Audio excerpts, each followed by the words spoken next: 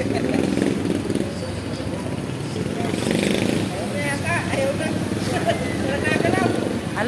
mga kabayan, magandang hapon, magandang umaga sa inyong lahat dyan. Sulit supporter ng Kalingap at sa mga ating mga kaibigan, no? So nandito tayo sa Lopez. So nandito tayo sa may Jollibee. Sa sinabi ko kanina, may hinahanap po kami ditong bata, kaso lang hindi po namin nasumpungan. Kailangan namin tulungin yung bata. So nilapitan ko yung isa. Ito nakita ninyo, nag-aaral po siya dito at humingi daw siya ng ano dito daw. Nagmamalimos ata siya, no?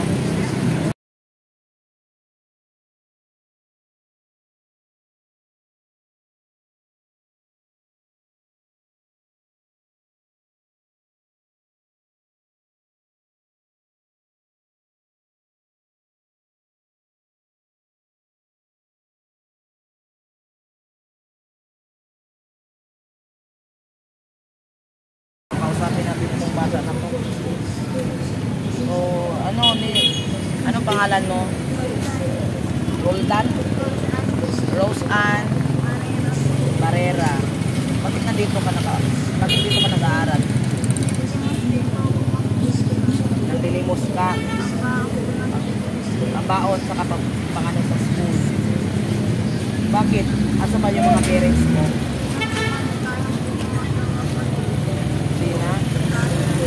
Kaya, ilang taon ka na ba ngayon? 19. Anong year ka? Grade 7. Diba? Malapit mag-ano pa. Ay, hindi pa. Hindi, mag-graduate ka na pala. Grade 7. Tapos, grade 7. So, ngayon, anong ginagawa mo dyan? Silent. Ano daw yung kailangan ay bank to bank pala? Ay, mapunta ako bukas lang. Sorry. Ayun, tapos yun na nga, kanina ka pa dito? So, asan ang bahay nyo? Saan? Bagdi? Maningis yan? Malapit lang dito? Layo. Paano ka mag-uwi? Sakay ka o maglakad? Lakad? Malayo yun, lakad ka pa. Ano trabaho ng mama mo? Nasa kantin. Papa mo?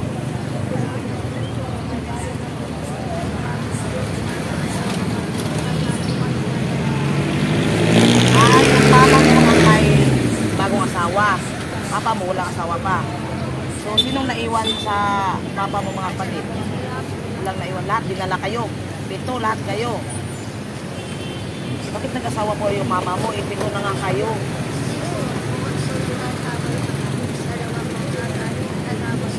Dalawa. Yung una, ilan kayo magkapatid? Yung una? 5. Tapos sa pangalawa, 2. Paano yan? Hindi kayo makapag-aral ba kayo lahat?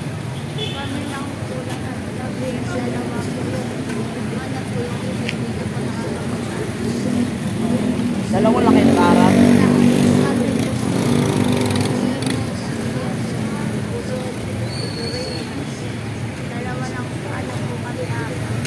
Apat na kayo nag-aaral. Ang dalawa wala. Maliit pa. So nandito ka nagmamalimos. Kasi yung ibig sabihin yung papa mo, yung pangalawang asawa ng mama mo, may trabaho wala. Doktor? Kolektor? Bakit kulang pa ba yung nila? Kita para sa inyo?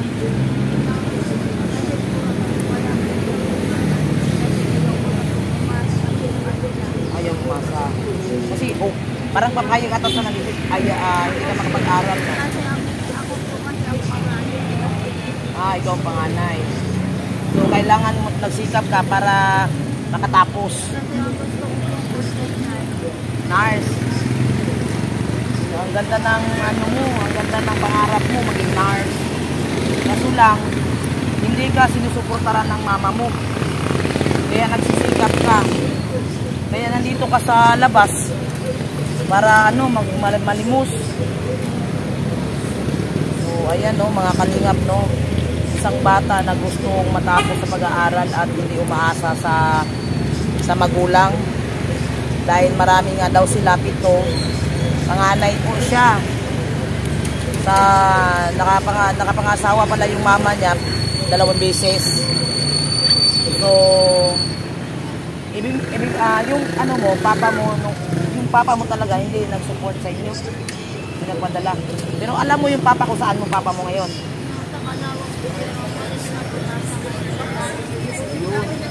Wala siya, wala ka mga tiyuhin sa Kalawag. Walang tiyuhin, walang mapuntahan. Nakakaawa talaga itong mga bata na ganito guys, no? Kahit isipin nyo guys, gustong matapos ang pag-aaral, hindi na niya inisip yung kahiyan. No, hindi niya inisip yung kahiyan. So yung ano mo, yung araw-araw mo, magkain, okay naman, pero wala ka, may baon ka naman. Ano yung baon mo? Pagkain o pera? Binibigyan ka ng mama mo? Nangihingi.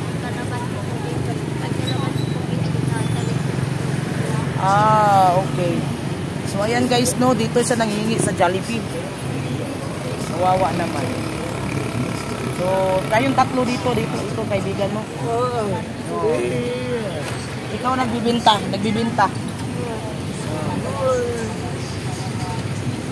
May nagbili naman. Walang nagbili.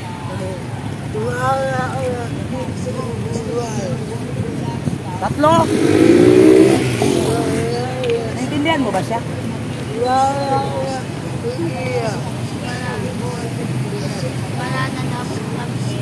Wala ka ng pera?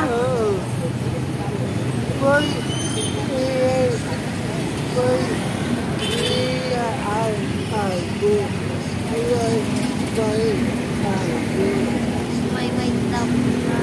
Asan na yung bike mo? Wala na. Wala na daw palista.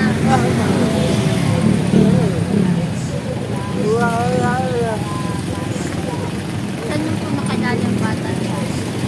Yung isa ba, yung taga Kalawag din. Na umalis ka sa tumakas nga daw, binugbog ng ano. Kasi, bakit namin siya hinanap? Kasi yun nagpunta kami sa palengke, yun ang sinasabi ng mga tao doon. Na yun nasa CR, nasa kubita, na naglilinis. Na mayroong bata na ganyan. Kung pwede tulungan namin. Kaya nag-interest kami sa kanya. Gusto namin siyang makita para makausap, para matulungan namin yung bata. So, isa ka pala parin rin. Ano yung school mo doon? Doon yung school mo. Okay. Wawa naman. Wait So, nagpupursige ako sa inyo. Kahit si ate nyo, pinapagalitan nyo, mahal na mahal ko kayo. Si ate nyo, kahit si ate nyo, hindi lang makakain, ayos lang. Marunong akong ate.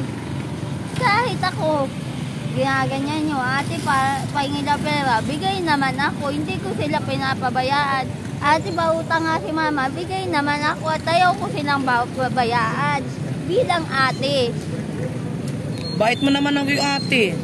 Kahit sila, hindi ko kayang pabayaan sila.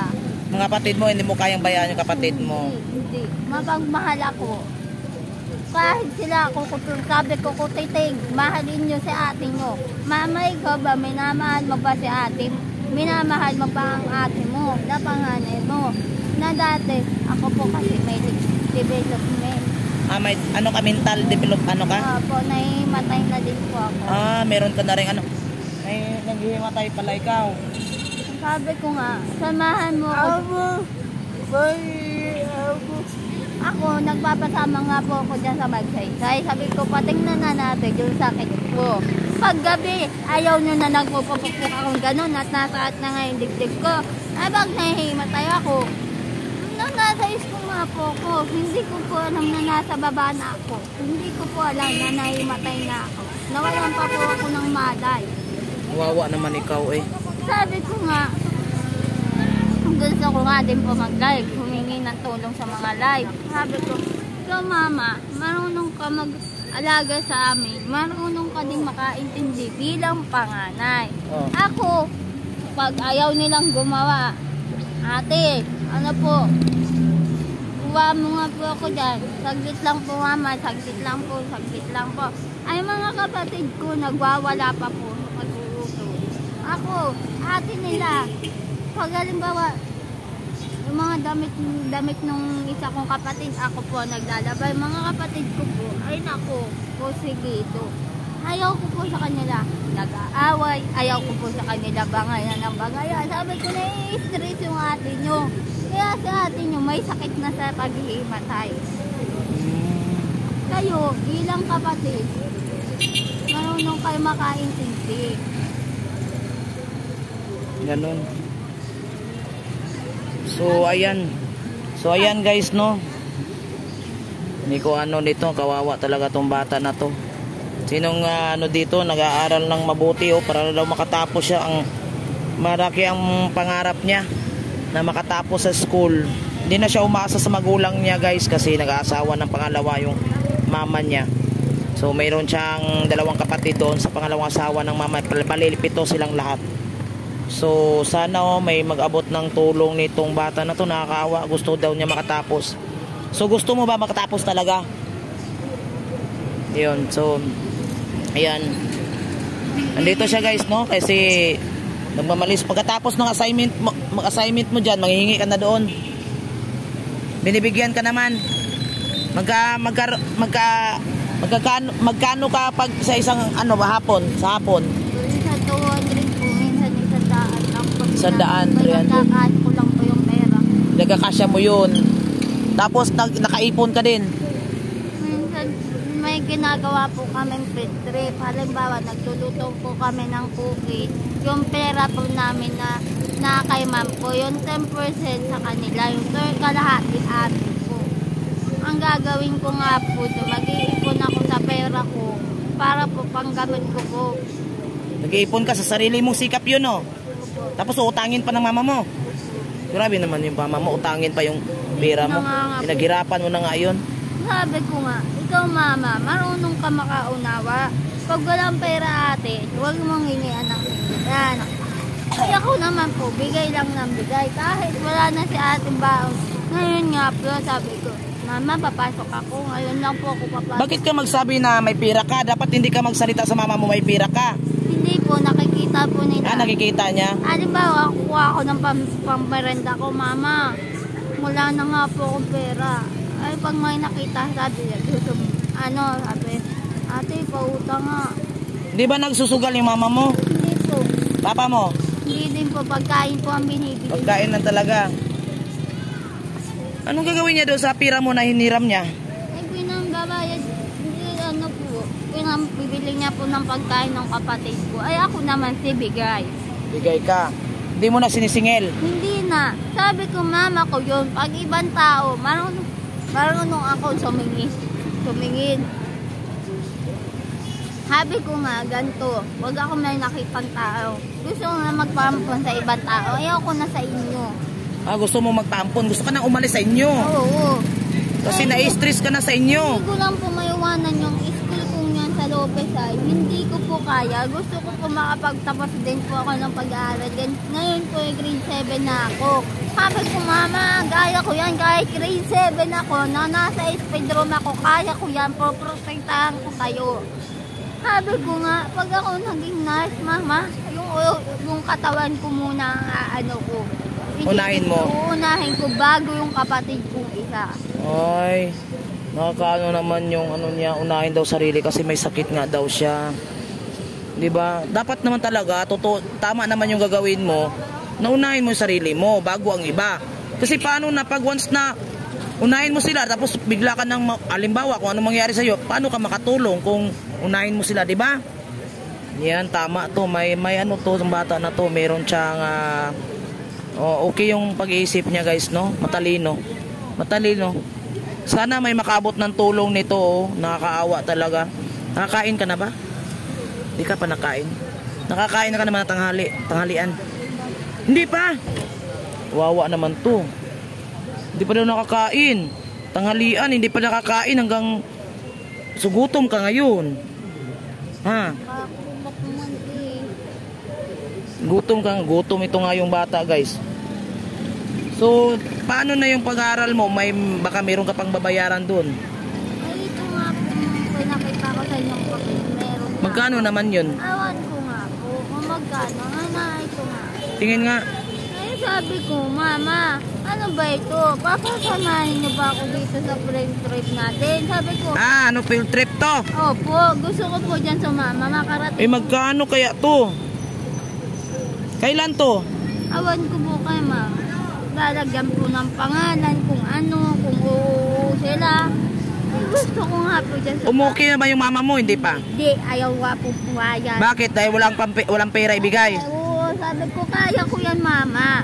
Pagkano lang yan, Diyos ko po, kayang-kaya. Kaya mo yung babayaran. Oo, Pero kailangan lang yung authorize nila na sasama ka. Oo, sabi. Tapos ayaw nila. Ayaw nila. Sabi ko, Mama, sige. Ganda ang gagawin ko. Mag-iipon ako sa'yo ng pera para dyan. Ilalaan ko sa'yo. Grabe naman. Ilalaan ko. Napaalam na Ibig po. sabihin, bago papayag yung mama mo, kailangan mo na kapalit pera bago siya pumayag. Hindi po. Yung pera pong ilalaan ko dyan, ipapatabi ko po sa kanila. Kaya nga, yun din. May ano din, kapalit pera dyan. Ganon din yun. Bago siya pumayag. Sabi ko nga, Mama, kung gusto mo sumama dito, oo ka lang dito. Nagpaalam na po ako sa kanya, sabi, mahal ka po. Ayaw talaga niya, no? Ayaw po niya. Sabi ko, ano ka na, Mama? So, doon, halimbawa, doon din sa bahay, ikaw ba din doon ang nagtatrabaho doon? Naglinis, laba, luto, sa'yo lahat doon? Hindi naman. Hindi nila ako maasahan kasi pag Sabado po daan dito ako. Maghapon na po ako dito. Maghapon ka na dito. Sa Sabado Linggo, magkano naman yung kita mo? 200 po. 200 pa din? Wala po sa akin nagbibigay. Pag minsan po may magbibigay sa akin isang daan. Pag nakita po nila ako naka-uniform. Sabi niya, mahusay itong batang ito. Walang sinasabi. Wow. Sana may magtulong sa'yo, no? May mag-abot sa'yo ng ano. Hayaan mo, darating ang time na may maabot na blessing sa'yo. Hindi lang baka more blessing pa. So, manawagan ka dito sa ating mga manonood sa'yo. Manawagan ka ang gusto mong mangyari sa buhay mo. Dito ka, umarap ka dito sa kamera. Manawagan ka na ako si ganito, taga ganito. Tapos banggitin mo yung yung gusto mo mangyari sa buhay mo. Ang gusto mo makatapos ng pag-aaral. Para kasi meron tayong nanonood dito. Siyempre mga mabuting puso 'yan, manonood, mag-aabot ng tulong 'yan. Tapos pag nag-abot sila ng tulong, babalikan kita dito, bigay ko sa yung tulong. Dapat nga makarating ako sa lugar. Ano yung bahay niyo? Ano yung itsura ng bahay niyo? Maliit lang. Maliit lang. Nagsiksikan kayo doon? So, ang lang dito guys, no, maanuhan siya sa pag-aaral niya. So, matagal ka na ba dito nagtatambay sa Jollibee? So, pag halimbawa, mayroong taong handa kang tulungan makapagtapos sa pag-aaral, tapusin mo. Dito ka pa din. Hindi ka nalalayo sa magulang mo. Ayun. Halimbawa, pag gusto po nila kung ang po nila sama na po ako pag-ilay, hindi ko na po kaya. Dahil gusto mo magpaampon. Gusto daw siya magpaampon guys. Dahil na-stress na daw siya sa kanila.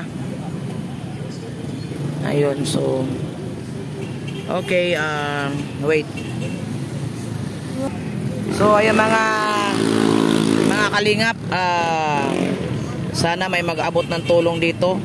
Magbigay lang ako ng kaunting tulong itong bata na to, no? Kasi wala daw siyang pera, hindi pa daw nakakain ng lunch time niya. Simula daw hanggang ngayon wala siyang kain, so gutom na gutom to.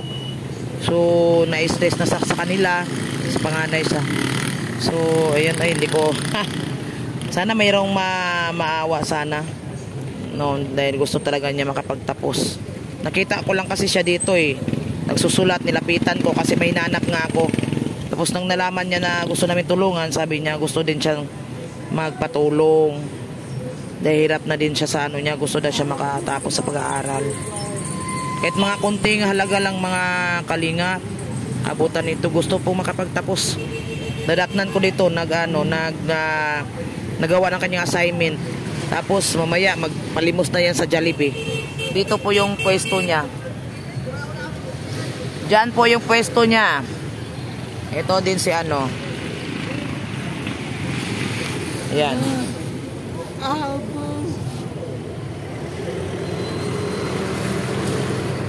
Yan. So, yan. Abutan ko na lang siya ng kaunting tulong.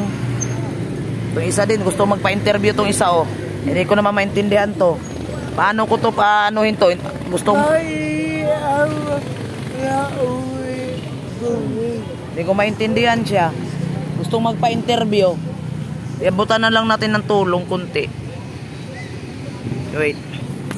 Ito yung ano ko, iabot ko sa iyo. Ito muna yung tulong ko sa iyo, Tapos babalik na lang kami pag once na may magpaabot sa iyo ng para sa iyo na tulong. Babalik ako dito para ibigay sa iyo pag may halimbawa, pag meron, So ayan guys, no, ako ibibigay ko ng kaunti lang na tulong to sa bata na to. Kasi hindi pa po siya nakakain. Hindi ka pa ba nakapaglimos kanina? Hindi pa. So mag-i-start ka pa mamaya.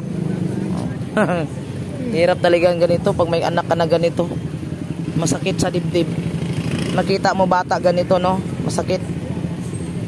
So isipin nyo kung may ganito kang anak. Siyempre tayong mga magulang, hindi natin bahayaan nating anak na maghirap. Pero may mga nanay talaga na hinayaan lang nila yung mga anak nila, hindi sinusuportaran. Dapat susuportaran nila yung mga anak nila dahil pagtanda nila ay sila naman din ang makinabang tutulungan din. Katulad niyan, pag lumaki to, yung nanay niya pabaya, darating ang panahon, nako, baka mahirapan kasi walang ikakayanan yung anak na tumulong kasi wala din.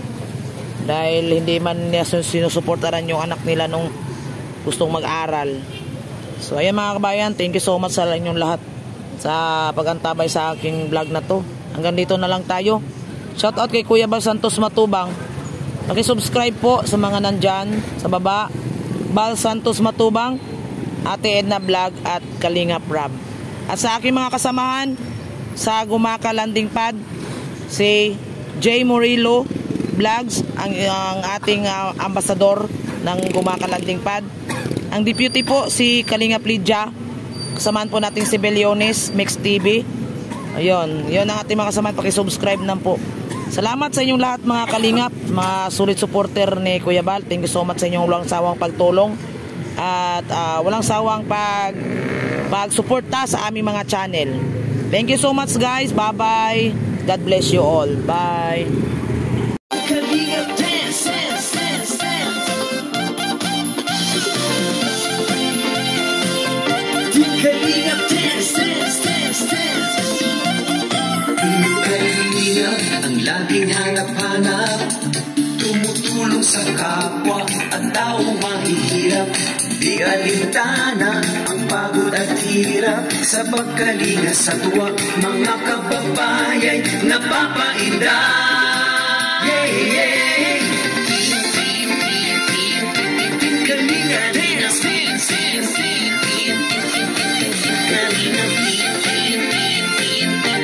Kalinga dance, dance, dance, dance. Salamat sa lahat ng sakripisyo nyo, Kuya Bal Santos Matubang, Ate Edna, Kalinga Prab at Jackie, Kalinga Jason, Papa Dan, Daddy